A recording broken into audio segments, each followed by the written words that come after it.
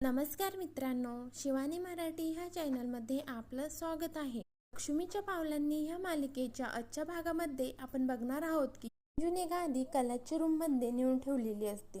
कला त्यानंतर हॉलमधून रूममध्ये येते आणि ती गादी पसरवते आणि हे सगळं अद्वैत दरवाजामध्ये उभा राहून बघत असतो आणि मनातल्या मनातच हसत असतो. कलाचं लक्ष त्याच्याकडे जातं आणि कला उठते आणि दरवाजा बंद करते. दरवाजा बंद केल्यानंतर अद्वैत म्हणतो की माझ्याच घरात मध्ये माझ्या तोंडावर दरवाजा बंद केलाही नाही. म्हणत असतो की समजते कोण स्वतःला, जेव्हा बघावं तेव्हा माझ्या तोंडावर धडकन दार बंद करत असते. दुसरीकडे दुसऱ्या दिवशी सकाळी संगीता भाजी नेसत असते. तेवढ्यात तिला रोहिणीचा फोन येतो आणि ती म्हणते की आत्याबाईचा फोन. फोन उचलते आणि म्हणते की हॅलो आत्याबाई तुम्ही. आणि म्हणते की हॅलो मिसेस खरे, बऱ्या आहात ना, आवाज का असा येतोय तुमचा.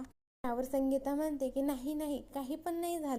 जर सकाळी सकाळी फोन बघितला ना, त्यामुळे थोडीशी काळजी वाटली. काय झालं, समजा ठीक आहे ना तिथं. रोहिणी म्हणते की हो इकडं तर सगळं ठीक आहे. म्हणते की पण नयनाला तिची काळजी घ्यायला हवी की नको. काल अंजूकडून थोडं पाणी सांडलेलं होतं तिला साबणाचं आणि ती आली वरून रूम मधून खाली आणि ती घसरली असती, पण काय थोडक्यात वाचली. मला होती म्हणून, मला आली वेळेवर म्हणून वाचली ती काल. हे ऐकल्यानंतर मात्र संगीताला खूपच काळजी वाटत असते.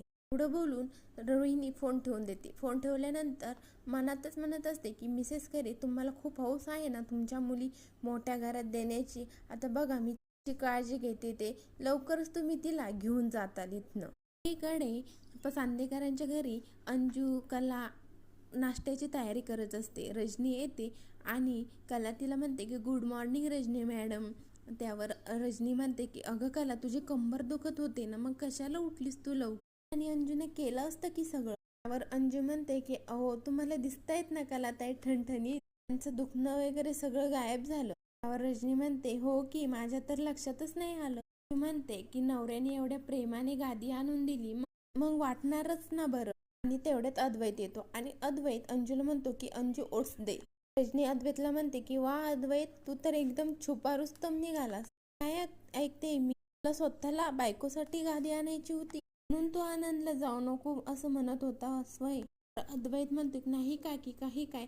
त्यावर रजनी म्हणते की अरे चांगलं आहे की तू स्वतः बायकोसाठी गादी घेऊन आला, तिची काळजी वाटते तुला, आणि हे सगळं बघून मला तर खूप बरं वाटलं. अद्वैत म्हणतो की थँक्यू सो मच की तू कौतुकाने बोलतेस तर. पण काही लोकांना ना उपकारांची जाणीवच नसते. लगेच म्हणते की काही लोकांना त्यांची चूक आहे याची जाणीवच नसते. सगळं आपलं दुसऱ्यांवर उपकार म्हणूनच करायचं असतं. त्यावर अद्वैत म्हणतो की आता काय चूक केली मी. त्यावर कला म्हणते की बघ ही काय चूक आहे याची देखील तुला जाणीव नाहीये. म्हणतो तुला माहिती आहे ना, मग सांग ना, तू सांगायचं मला चांदेकर तू ही चूक केली आहे म्हणून.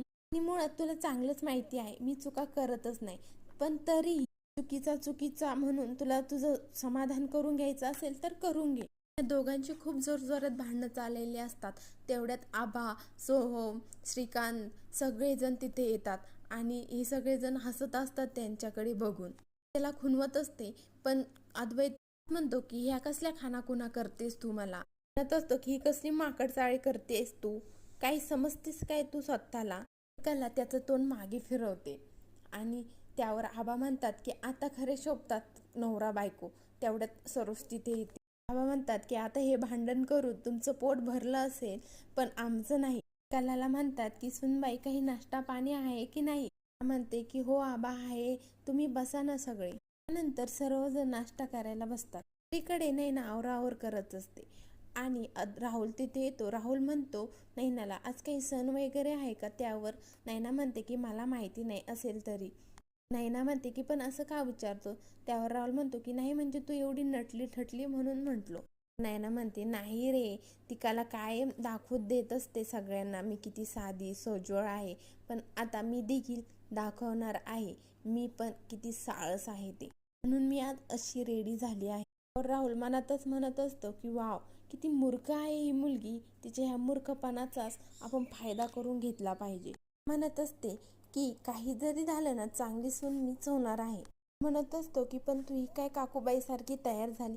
असं नाही आवडत आबांना. स्ट्रॉंग मुली असतात ज्या त्यांच्या मतावर ठाम असतात, म्हणून तर त्यांना सरोज मामींचा खूप अभिमान वाटतो. पण तू पण देखील दाखवून दे आता की तू देखील स्ट्रॉंग आहे, तू तुझ्या मतांवर ठाम असतेस.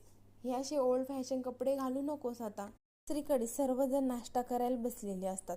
नैना खाली येत असते आणि नैना राहुल जवळ येते आणि सगळ्यांना म्हणते की गुड मॉर्निंग एव्हरीवन. आबा जोरात कलाला आवाज देतात. कला लगेच म्हणते की आले आबा मी. म्हणतात की आधी तू इथे ये. कला आबांजवळ येते. आबा कलाला म्हणतात की तुला मी काल सांगितलेलं ना धाकल्या सुनबाईंना आपल्या घरातले नियम समजावून सांग म्हणून, आणि ते तू केलेलं दिसत नाही वाटतं. आता काल जे काय घडलं त्यात तर तुझी काहीच चूक नव्हती. सांगून देखील आता हेच घडतंय ते हे मला अजिबात पटलेलं नाही. आणि आबा तिथून तडक उठतात आणि रागामध्ये निघून जातात. तर नाही ना कलाला म्हणत असते की काय कला यार, आज पण तू पोहेच बनवले, मला वाटलं तू दुसरं काहीतरी बनवलं असेल ब्रेकफास्टमध्ये. नंतर कला नैनाला म्हणते की ताई थांब, काय चाललं आहे तुझं हे सगळं.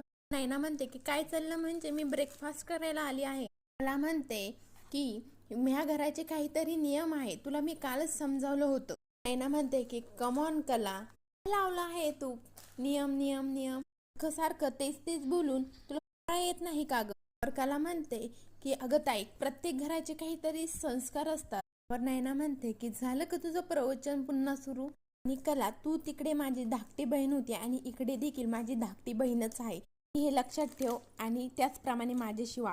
कला नैनाला म्हणते की हे मी शेवटचं सांग, तू या घरामध्ये हे असले कपडे घालू शकत नाही. हे बघ कला तुला तर आधीपासूनच माहिती आहे मी किती स्टायलिश आहे ते. म्हणते की ताई हे सगळं आपल्या घरी ठीक होतं, आता तू इथे चांदेकरांची सून आहेस. तर नैना म्हणते की मग मी आता इथे प्रत्येकाला विचारू का मी कसे कपडे घालू दे. म्हणते की आजोबांनी ठरवलेले नियम तुला पाळायचे असेल तर तू पाळ, मी नाही पाळणार. नेहमी तेच करत आले जे मला हवं आहे. कला म्हणते की तुला ते नियम पाळावेच लागेल. त्यावर नैना म्हणते की शटअप कला. रोज उठते आणि म्हणते की बाद झालं दोघींचं, चांदेकरांचं घर म्हणजे काय वाटलं तुम्हाला. 2 दिवस लग्नाला नाही झाले तर घराची पार मंडई करून टाकली. की नाहीये तुमच्या दोघींची चांदेकरांची सून होण्याची. भागात आपण बघणार आहोत की अद्वैत आणि सरोज कुठेतरी बाहेर चाललेले असतात. कला अद्वैतकडे येते आणि अद्वैतला म्हणते की अद्वैत माझं एक महत्त्वाचं काम होतं तुझ्याकडे. त्यावर सरोज म्हणते की आम्ही देखील महत्त्वाच्या कामासाठी चाललेलो आहोत. सरोजला कला म्हणते की हो मला माहिती आहे. म्हणते की म्हणूनच मी. त्यावर सरोज लगेच म्हणते की मला माहिती आहे तुझे चांगले चाळे, हे चाळे ना थांबव, माझ्या मुलाच्या मागे पुढे करण्याची काही गरज नाही. त्यावर कला काय उत्तर देणार बघूयात पुढील भागात. पुढील भागाच्या डेली अपडेट पाहण्यासाठी शिवानी मराठी चॅनलला सबस्क्राईब करा, लाईक करा. धन्यवाद.